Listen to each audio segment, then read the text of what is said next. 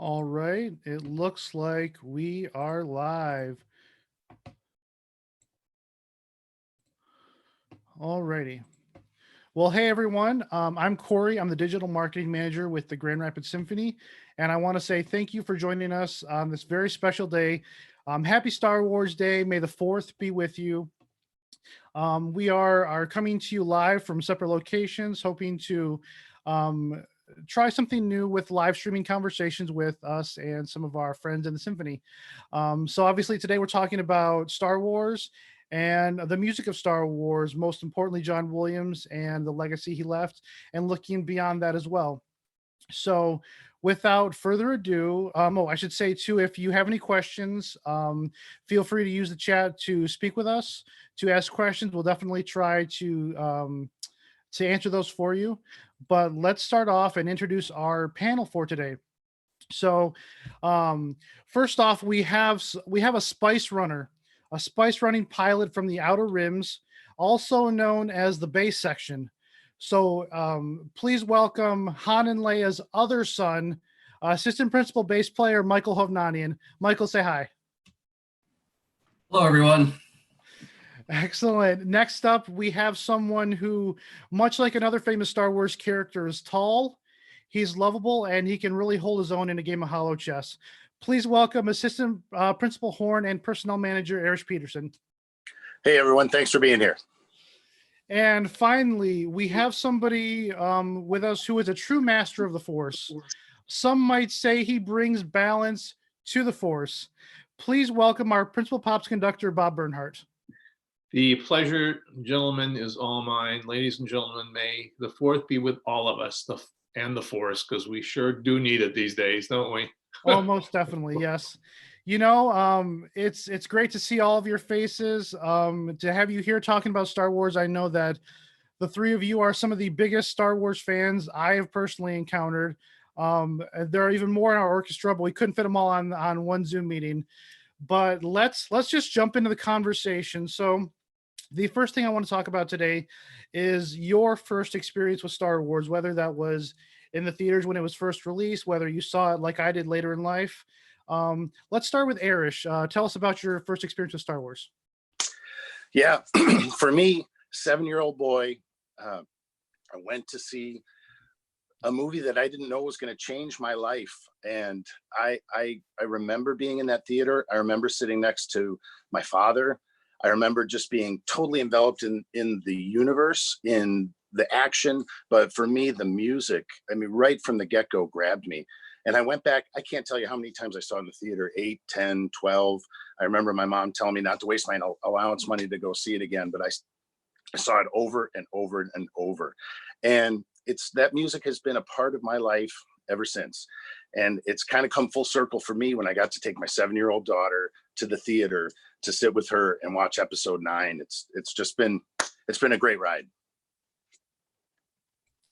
That's awesome. Michael, do you want to chime in?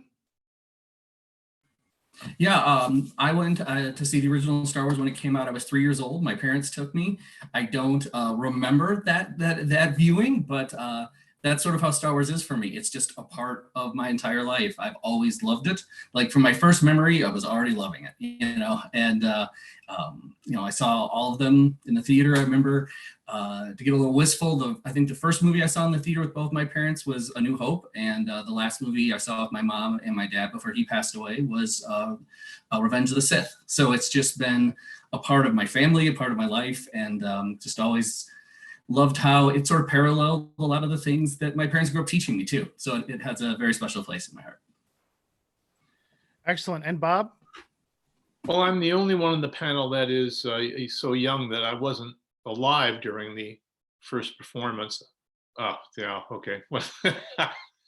I was just finishing grad school at USC, and I saw it on Sunset Boulevard in one of the big theaters. First time. I think the opening chord, the people that mentioned chord that changed everything right there. But then it was, of course, 45 seconds later when the first battleship goes overhead, when there was actually a movie like this where there was weight to what was on the screen. You could feel the weight and the size of it all. Of course, it changed over the years with technology, but back then it was completely changing in terms of how one experienced science fiction and science and the science of movie making.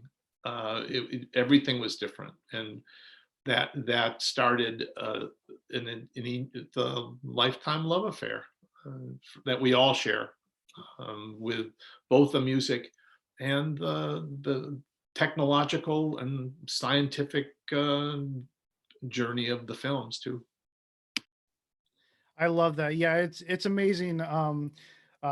Just to see the different generations. Obviously, I'm on one side of the spectrum, Bob's on the other. I'm not going to say which spectrums they are, but you know, we have this collective love of Star Wars. Let them guess. But yeah, no, I think that there's a beauty to the story and the fact that it's touching all of our lives still to this day, as we have our own families and everything. It's impossible to talk about Star Wars and not talk about John Williams. John Williams has changed the face of film scoring. But you know, one of his brightest stars is still Star Wars. And so let's talk about John Williams and the impact the music has had not only on Star Wars but film scoring. And I'd like Bob to start this little conversation. All right, okay, you guys you're done. I got another 20 minutes now, but no, I'm kidding. It always brings to mind the only other thing that comes close to this in music history is The Ring, Wagner's Ring cycle, 1854 to 1876. It was a 22-year process. The text was a little earlier, but 22 years, 17 plus hours of music. And of course, it's comparing, you know, bananas and diamonds and whatever you want in terms of not connecting completely. But the 9 films that John wrote, well over 20 hours of music. And he wrote a lot more that didn't make it to the screen. And I just think that he has created, just in this body of work, not to mention the fact that we all know we could do 12 music of John Williams concerts, never repeat a piece of music, and you would know every note of every piece that we would do.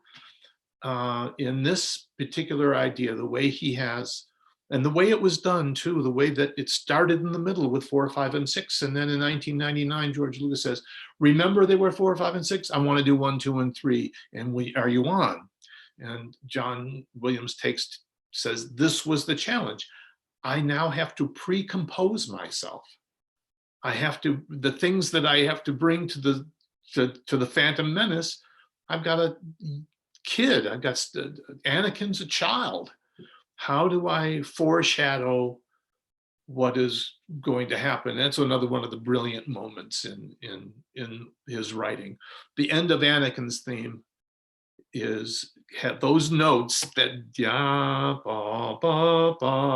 that come in at the end of Anakin's theme, completely is a foreshadowing, direct foreshadowing of the evil that is to come. But at the time, it's a troubled, sad, slightly tormented young person who became an tormented old person.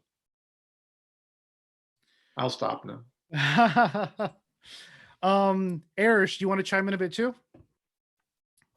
For sure.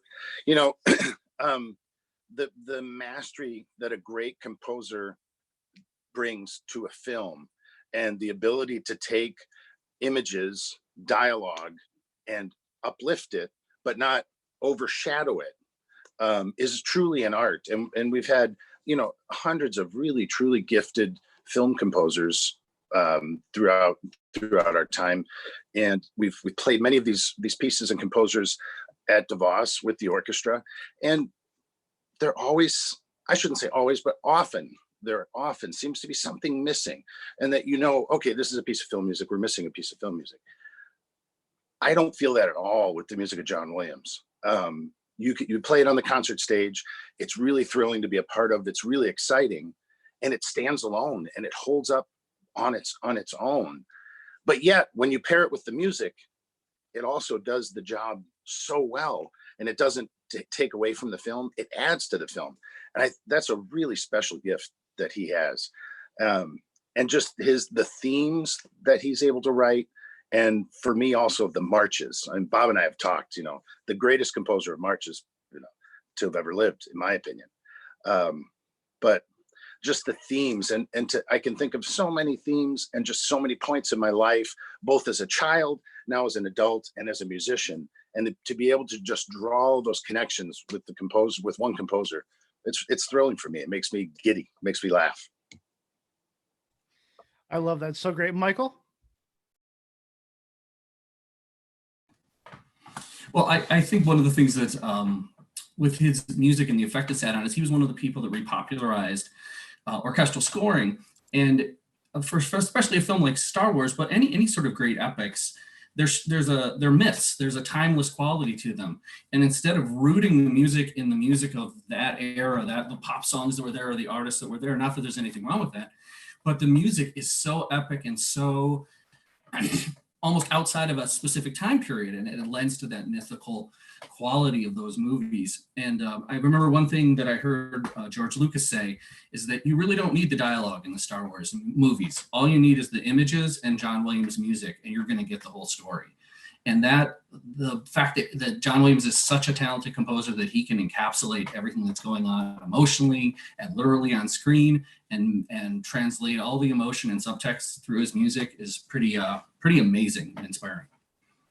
It's much like the classical composer, much like a lot of great composers that are able to, in their non-programmatic music, express all the same emotions, and John Williams can do that too. So. That's so true. Yes, very much so. Those are all really great insights, guys. Thank you so much for that. Let's talk now about our favorite Star Wars films. There is no judgment here on which one you choose. That's all right. We're all good. But let's start with Michael on this one. Tell us your favorite Star Wars film. A Battle for Endor would be my personal favorite. No, I'm just kidding. I love them all. Like there's that meme, Star Wars is Star Wars. So, I want to start with that. I'll narrow it down to this, though. I would say that A New Hope has such a special place in my heart. I feel like it's kind of the perfect movie. But if I had to be completely honest right now, I absolutely adore The Last Jedi. I think it's an amazing film. So perhaps controversial. All right, Bob. I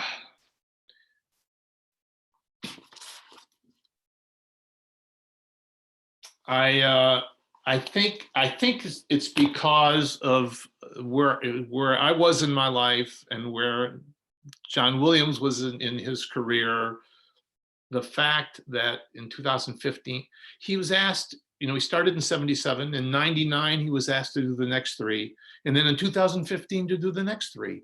I mean, this is extraordinary. The fact that in 2015, and he was 82, 83 years old, when he's writing this music, and to come up with Ray, and to come up with the March of the Resistance, and all of this incredible, and the Jedi steps and finale that are in this score. I just thought that it was, when you were talking about the film, I guess I'm talking about the music. I just thought it was the culmination of a lifetime of genius and brilliance, that he comes to this with new characters, a new director, J.J. Abrams, which I thought was fabulous as well, and the melodic invention is undimmed, which it is until The Rise of Skywalker. I mean, it's complete, it's still undimmed.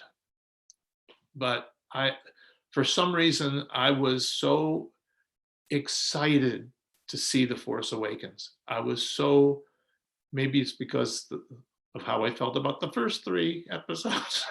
when they came out. But I was so excited for The Force Awakens, and I wasn't not as and then the last notes of The Force Awakens after the end credits, given to the celesta, the little reminder of where it all started by this high treble instrument. I was very happy. That's excellent. Yeah, no, I remember feeling the same thing. Probably not to your level, but definitely. Erich, yourself? Absolutely to my level. It's all I want. You know, nostalgia has to say New Hope, just because of the memories. And every time I watch it, and when I watched it with Amelia, when I watched it with Violet, it just reminds me of so much. But I think Empire Strikes Back. I think I'm going to go with that one. Hoth, such a different scenario, and a little bit more focus on slightly darker themes there. And as I remember as a kid, just being so in awe of the AT-ATs and just the machinery walking across the frozen landscape. But yeah, and Christmas Special doesn't count, right? That doesn't count as a. All right, that's. Well, Christmas Special doesn't count, but we should probably include Ewok Adventures, right? That might make it okay.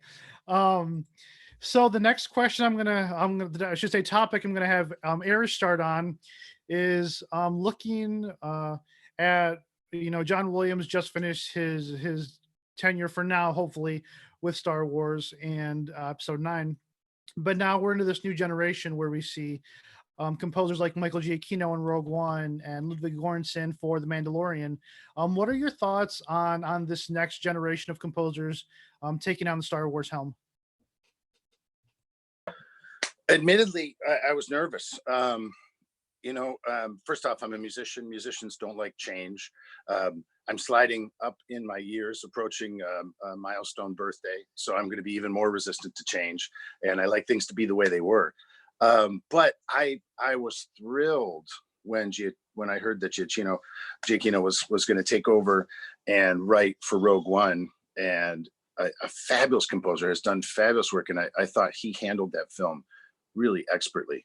And similarly, the music in The Mandalorian, I really find very compelling and very interesting and exciting. And so it's nice to see how other people have a wink and a nod to John Williams and some of the themes and some of the respect, and then take it and make it their own. And I will be cautiously optimistic moving forward to see what direction the music is taken. I still will always, unfortunately, have to go back and say that I will always prefer anything that John Williams has written. But that's just the way it is. Perfect. I mean, I totally get that. And so, Michael, let's have you chime in. Yeah, I'm just mirroring basically what Erich said. I think I was very nervous when they started doing things without John Williams. And I think both Giacchino and Göransson have been fantastic in their own ways. One of the things that I really like about the Mandalorian score is, it's a very different kind of characters. They're underworldy as bounty hunters and things like that. And there's a quality to like the main theme that almost seems in universe to me. Like in a lot of the music, it's not what we would hear. It's almost like what they would hear in the cantina or something, because there's these weird things within the music. But what's really cool about what he does is whenever the child, Baby Yoda, does things, uses the Force or whatever, he pulls out John Williams, sounds and sonorities and stuff. And I think that's really cool how he uses those, because it's like the Force and those things that are more like the movies. I think that's great. And I think Giacchino does such a wonderful job too of, one of the main themes in Rogue One is basically almost like a prequel theme to the main theme. And I love how he does that, because it's the movie that takes place right before. And it still starts off with that dun dun da da dee da dee da. So it's very reminiscent of at the beginning of the main theme, but it's his own theme, and it's something that happens right before it. So I think those are two examples of people doing amazing work. Yeah. Excellent, great examples. So quick, yeah, I just quickly want to add that Sure. the thing that makes the Giacchino thing more extraordinary to me is the fact that he was a fill-in. He wasn't the original composer. I think it was Alexandre Desplat, hmm who we call in Tennessee Desplat, Alexander Desplat. But the fact that he did that score, I think it was in 4 or 5 weeks of time. Just to imagine that it's 2 hours. All the Star Wars movies are 2 hours of music. John has told me that it's 2 hours. No matter how much they use from before, it's never the same, and it's at least 2 hours to 2.5 hours of music. To do that in such a short period of time, and to come up with such, of course, Rogue One was different because everybody dies, but still to have that. The spoiler! Spoiler alert! I just think that it was an amazing achievement, and I'm sorry I chimed in. So there, I chimed in. I'm going. We love when you chime in, Bob, because you're a fountain of knowledge. There you go. Yes. So this is going to be one of our last topics to talk about, folks. If you have questions, feel free to drop them in the chat on the YouTube live stream. We'll be happy to answer some of them if we can. And I think I actually saw one question which kind of falls in line with what we're talking about, and that is looking at what is, for each of you, your favorite Star Wars scene and how the music fits into it. So let's start with Bob. Okay, so Michael, I'm stealing a little of something we talked about before, and it's see, I have fallen in love with Daisy Ridley, just as John Williams has. So they're putting all of that aside. The moment when Luke raises the spacecraft is it in Skywalker? It's in The Rise of Skywalker, right? He raises the spacecraft from the water, which is the same scene of the young Luke, Mark Hamill, as a kid, trying to raise the team from the water when Yoda was teaching him.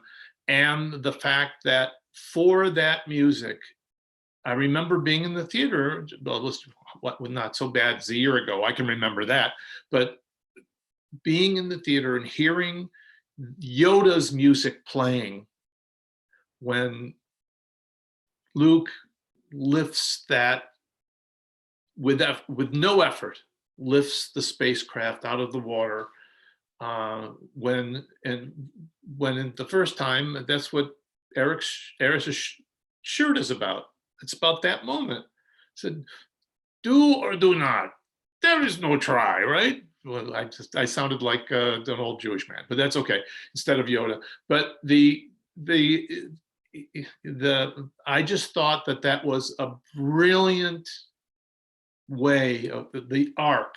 I mean, John Williams, as did Wagner, was the purveyor of the leitmotif of the theme relating to an idea or to a place or to a feeling or to a person or to a creature.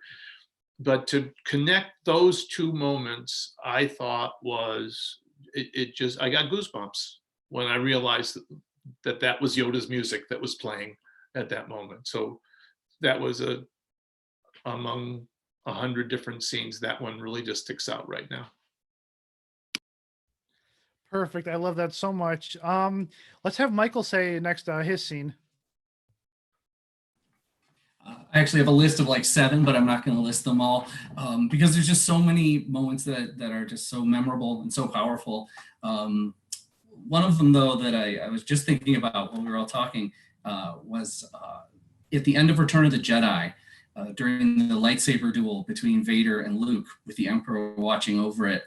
And it really, when Vader brings up Leia as being Luke's sister, and that maybe he could turn her, and Luke loses his cool and starts to give into his anger.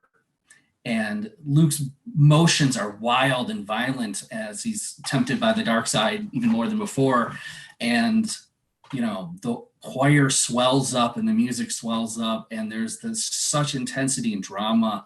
And, it's actually very sad, even though Luke is kind of, winning the lightsaber battle.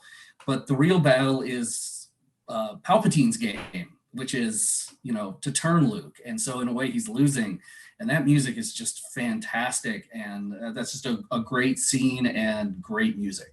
So another one would be the Bob mentioned it earlier, the March of the Resistance. I have to mention that one in The Force Awakens, when Poe's squadron's coming over the water on the lake on the way to Maz's castle, and it looks like the bad guys are going to win. The First Order's taken Han and Chewie and Finn captive, and then that music kicks in and the X-Wings start flying over. That's another one of my absolute favorites. It's a great moment.